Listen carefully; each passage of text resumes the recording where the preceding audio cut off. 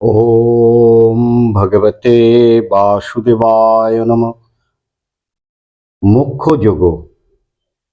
হে পরন্তপ, ব্রাহ্মণ, ক্ষত্রিয়, বৈশ্য এবং শূদ্রদিগের কর্ম সকল স্বভাবজাত গুণানুসারে পৃথক পৃথক বিভক্ত হয়েছে। সম, দম, তপস্যা, সুচিতা, ক্ষমা, সরলতা, শাস্ত্রজ্ঞান, পরমাত্ম বিষয়ক অনুভূতি ও বেদ বাক্যে বিশ্বাস, এইগুলি ব্রাহ্মণের স্বাভাবিক কর্ম। শৌর্য, তেজ, ধৈর্য, দক্ষতা, যুদ্ধ থেকে অপলায়ন, দান, প্রভুত্ব করার প্রবৃত্তি, এইগুলো ক্ষত্রিয়ের স্বভাবজাত কর্ম। কৃষিকার্য, গোপালন, বাণিজ্য, এইগুলি বৈশ্যের স্বভাবজাত কর্ম। আর ব্রাহ্মণ, ক্ষত্রিয়, বৈশ্যের সেবা শূদ্রের স্বভাবজাত কর্ম। নিজ নিজ কর্মে নিষ্ঠাবান থাকলে মানুষ সিদ্ধি লাভ করে। নিজ কর্মে নিষ্ঠাবান ব্যক্তি কিরূপে সিদ্ধি লাভ করে তা শ্রবণ করো। যার ইচ্ছায় মানুষের সকল কর্মে প্রেরণা জাগে, যিনি বিশ্ব ব্রহ্মাণ্ড ব্যক্ত করে আছেন, মানুষ নিজ কর্ম দ্বারা তার অর্চনা করলে সিদ্ধি লাভ করে থাকে। পরধর্ম উত্তম রূপে অনুষ্ঠান করার চেয়ে নিজ ধর্ম অঙ্গহীন হলেও শ্রেষ্ঠ, কারণ স্বভাবজাত কর্ম করলে মানুষ পাপভাগী হয় না। হে অর্জুন, স্বধর্মজাত কর্ম দোষযুক্ত হলেও তা ত্যাগ করতে নেই। অগ্নি যেমন ধূম দ্বারা আবৃত থাকে, তেমনি সকল কর্মই দোষযুক্ত থাকে। যিনি সর্ববিষয় অনাসক্ত, জিতেন্দ্রিয় ও নিষ্প্রিয়, তিনি কর্মফল ত্যাগ দ্বারা নিষ্কর্ম সিদ্ধি লাভ করেন, অর্থাৎ কর্মবন্ধন থেকে মুক্তি হন। হে অর্জুন, এই রূপে সিদ্ধি লাভ করে মানুষ কিভাবে ব্রহ্মকে পায় তা সংক্ষেপে বলি শোনো। এটি জ্ঞানের পরম সীমা।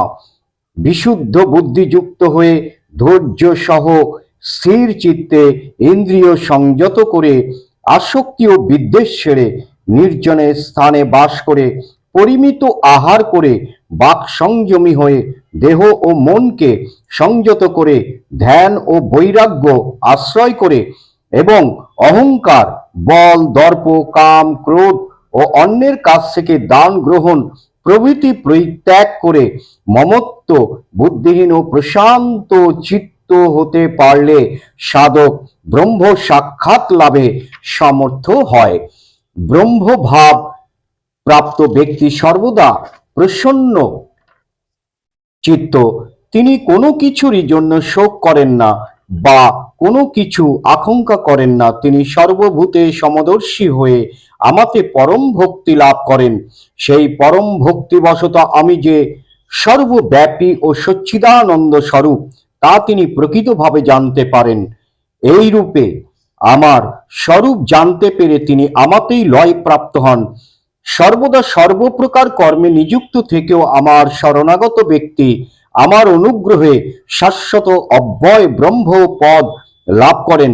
অতএব তুমি মনে মনে সর্বকর্ম আমাতে সমর্পণ করে মৎপরায়ণ হও এবং সমত্ব বুদ্ধিরূপ নিষ্কাম কর্মযোগ অবলম্বন করে আমাতে প্রবিষ্ট হও। তুমি মদগত চিত্ত হলে আমার অনুগ্রহে সকল প্রকার দুঃখ অতিক্রম করবে। কিন্তু অহংকারের বশীভূত হয়ে যদি আমার কথা না শোনো, তবে তুমি বিনাশ প্রাপ্ত হবে। আমি যুদ্ধ করব না। অহংকার বশত তুমি মনে মনে এই সংকল্প করছো, তোমার সেই সংকল্প ব্যর্থ, কারণ প্রকৃতই তোমাকে যুদ্ধে প্রবৃত্ত করাবে। হে কুন্তীয়, মোহবশত যে কার্য থেকে তুমি বিরত হতে চাইছো স্বভাবজাত কর্মবশে, তাও তোমাকে নিরুপায় হয়ে করতে হবে। হে অর্জুন, ঈশ্বর সমস্ত প্রাণীর হৃদয়ে অবস্থান করে নিজ মায়াতে যন্ত্রে আরূঢ় পুতুলের ন্যায় তাদের নিজ নিজ কর্ম অনুসারে ভ্রমণ করাচ্ছেন। হে অর্জুন, তুমি সর্বপ্রকারে তারই শরণ লও। তার অনুগ্রহে তুমি পরম শান্তি ও নিত্য ধাম প্রাপ্ত হইবে। আমি এই গুহ্য হতে গুহ্যতর তত্ত্ব কথা তোমার নিকট বললাম। ইহা উত্তম রূপে বিবেচনা করে যা তোমার অভিরুচি হয় তাই তুমি করবে। আমার সর্বাপেক্ষা গুহ্য সার কথা তোমায় বলছি। আবার শুনবে। তুমি আমার অতি প্রিয় বলেই তোমাকে এই পরম হিতকর তত্ত্ব বলবো। সমস্ত মনটা আমাকে দাও, আমি সর্বাপেক্ষা প্রিয় বস্তু।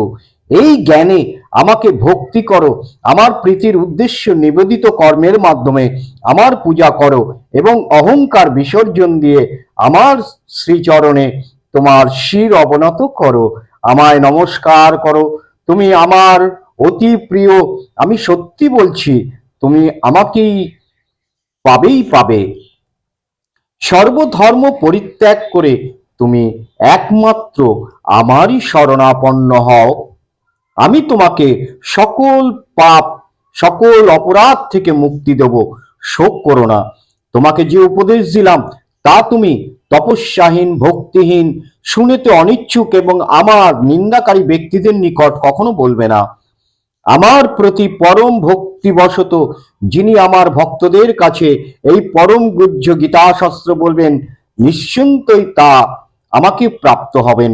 ভক্তগণের কাছে গীতা ব্যাখ্যাকারীর চেয়ে পৃথিবীতে আমার আর কোনো প্রিয় কর্মপরায়ণ ব্যক্তি নাই। মানুষের মধ্যে তার চেয়ে প্রিয় ভবিষ্যতেও হবে না। আমাদের উভয়ের কথোপকথন রূপ ধর্মময় সংবাদ যিনি পাঠ করবেন, আমি মনে করব যে তিনি জ্ঞান যোগ দ্বারা আমারই পূজা করলেন।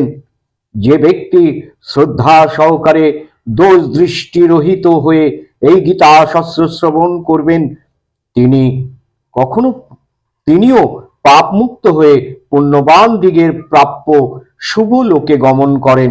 হে পার্থ, তুমি একাগ্র চিত্তে আমার সমস্ত কথা শুনেছ তো? হে ধনঞ্জয়, তোমার অজ্ঞানজনিত মোহ দূর হয়েছে তো? অর্জুন বললেন, হে কৃষ্ণ, তোমার অনুগ্রহে আমার মোহ দূর হয়েছে। আমার পূর্বপুর কর্তব্য বিষয়ে স্মৃতি ফিরে পেয়েছি। কর্তব্য কর্মে মন স্থির করেছি।